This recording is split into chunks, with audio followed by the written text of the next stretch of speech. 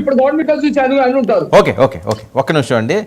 మంచి రవిచంద్ర రెడ్డి గారు, రవిచంద్ర రెడ్డి గారు సార్ నమస్కారం సార్. మీరు బయటకు కొన్ని వినే ఉంటారు, సజ్జల గారు బెదిరిస్తున్నారు, హెచ్చరిస్తున్నారు. అంబటి రాంబాబు గారు అయితే డైరెక్ట్గా లోకేష్ గారు, నాదెండ్ల గారు వీళ్ళని మించిన స్మగ్లర్స్ ఎవరు లేరని చెప్పి బహిరంగంగా మాట్లాడారు. ఏంటి కాన్ఫిడెన్స్? ఇంకా 4 సంవత్సరాలు ఉంది, ఈ రోజు అరెస్టు రేపు అరెస్టు అని చెప్పి ఒక పక్క ప్రచారాలు వస్తుంటే, మరొక వైపు వీళ్ళ కాన్ఫిడెన్స్ ఎక్కడా కూడా తగ్గట్లేదు. రేపు జగన్మోహన్ రెడ్డి గారు తెనాలి వెళ్తున్నారట, అక్కడే తేల్చుకుంటారని. వర్మ గారు నమస్కారం. మీకు మాణిక్యాలరావు గారికి, సోదరుడు జూపూడి గారికి, అలాగే చంద్ర సాంబశివరావు గారికి, మరి అందరికి నమస్కారం. అలాగే 99 ప్రేక్షకులందరికీ నమస్కారం. సార్ మొదట ఆ అంశంలోకి వచ్చే ముందు కొంచెం 4వ తేదీ ఏదైతే వెన్నుపోటు దినోత్సవం అని ఒకరు, పీడ విరగడైంది, సంవత్సరం రోజులు కావస్తుంది కాబట్టి పండగ చేస్తుందామని నాదెండ్ల మనోహర్ గారు తెలిపేయడం గురించి ఒక 2 నిమిషాలు.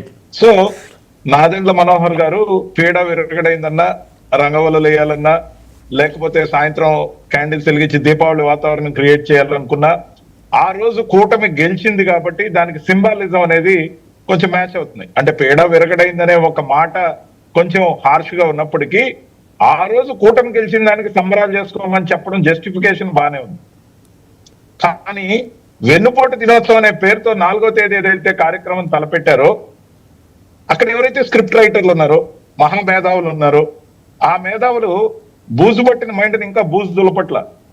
ముఖ్యంగా 4వ తేదీ కౌంటింగ్ జరిగిన రోజు, 4వ తేదీ వైఎస్ఆర్సీపీ ప్రభుత్వం పోయిన రోజు, అంటే ఓడిపోయిన రోజు. కానీ ప్రభుత్వం ఫామ్ అయింది జూన్ 12వ తేదీ. వెన్నుపోటు దినోత్సవం అంటే వీళ్ళ దృష్టిలో సూపర్ 6, సూపర్ 7 హామీలు అమలు చేయకపోవడం వెన్నుపోటు వీళ్ళకి. కానీ దాన్ని ఎప్పుడు చేయాలి? జూన్ 12వ తేదీ చేయాలి. ఇంకా హామీలు 1 ఇయర్ అయినా కానీ అనేక హామీలు అమలు చేయకపోతే, ఇంకా 4 సంవత్సరాల సమయం ఉన్నా కానీ మాకు అత్యుత్సాహం ఉంది కాబట్టి దీన్ని వెన్నుపోటు అనే పదంతో లింక్ చేసి ఐపాక్ ఇచ్చిన స్క్రిప్ట్ ప్రకారం అక్కడ ఇచ్చే మహామేధావి రవిచంద్ర గారు ఇంకా మీరు అందులో లేరు, వచ్చేసారు, సూచనలు సలహాలు ఇస్తున్నారు ఎప్పుడు చేయాలని. వినండి సార్, నేను సూచనలు ఇస్తున్నానా సలహాలు ఇస్తున్నానా మీకు చెప్తా, ఒక్క నిమిషం వినండి. అది 12వ తేదీ చేయాలి. అది 4 సంవత్సరాల సమయం కూటమికి ఉంది. కానీ ఆ మహామేధావులు ఐపాక్ కోటరీ ఏదైతే ఉందో డిస్కౌంట్ లో వచ్చి మళ్ళీ పనిచేస్తుంది ఆ పార్టీకి.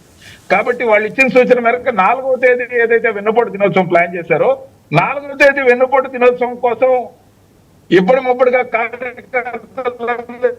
టెలికాన్ఫరెన్స్ పెట్టి సజ్జల రామకృష్ణారెడ్డి గారు మోదర కొడుతున్నారో అందరికి తెలుసు. అది ఏం మాట్లాడుతున్నాడు ఏదైనా కూడా సజ్జల రామకృష్ణారెడ్డి గారే మాట్లాడతారు. సజ్జల రామకృష్ణారెడ్డి గారు అక్కడికి పరామర్శల దాకా వచ్చేసారు, జగన్మోహన్ రెడ్డి గారు కనపడడం లేదు. కానీ ఇక్కడ ప్రజల మీద కోపం వైఎస్ఆర్సీపీకి, ప్రజలు వెన్నుపోటు పొడిచారనేది వీళ్ళ భావన. మేము 2,73,000 కోట్ల రూపాయలు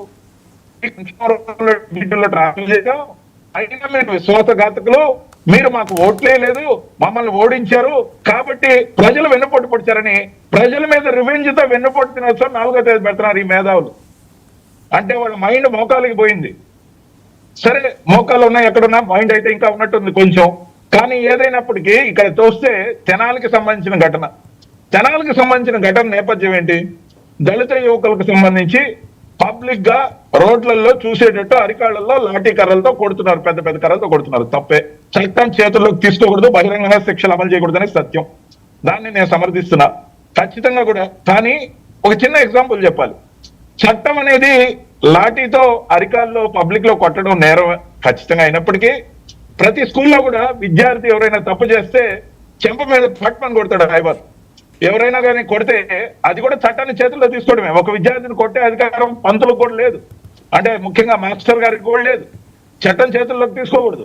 కానీ అంత మాత్రం చేత 10 మంది విద్యార్థులు చూస్తున్నప్పుడు వాళ్ళు ఆ తప్పు చేయకుండా ఉండాలనే భావంతో కొట్టినప్పుడు, ఆ కొట్టిన నిమిషంలో ఆ మాస్టర్కి తెలియదు అతను దళితుడా, లేకపోతే ఎస్టీనా, లేకపోతే ముస్లిమా, లేకపోతే పేరు తెలియనప్పటికీ తప్పు చేసినప్పుడు వెంటనే రియాక్ట్ అయిన తీరా, లేకపోతే అలా ఉన్నప్పుడు దాన్ని కులం కోణంలో ఎక్స్పోజ్ చేయడం.